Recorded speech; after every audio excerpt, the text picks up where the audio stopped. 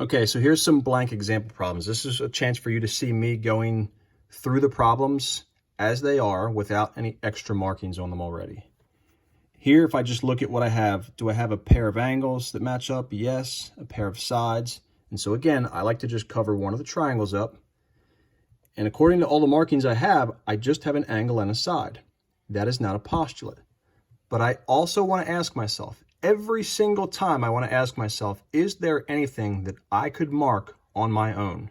Meaning, do I have any reflexive property happening, or do I have any vertical angles? I want to check for those two things. Do I have a common side being shared, like this one in the notes? I do not.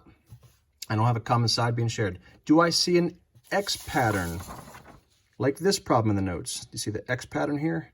Because if you have an X pattern, you've got vertical angles. And I do see that X pattern right here in the middle. That means this angle is congruent to this angle. All right, so let's pick a spot and see if we can prove a postulate. All right, here's an angle. Next part is a side. It is not marked, so don't write anything. Next part is an angle. It is marked. Next part is a side. Is there a such postulate as AAS? And yes, there is. Angle, angle, side. So are the triangles congruent? If so, by which postulate? Yes.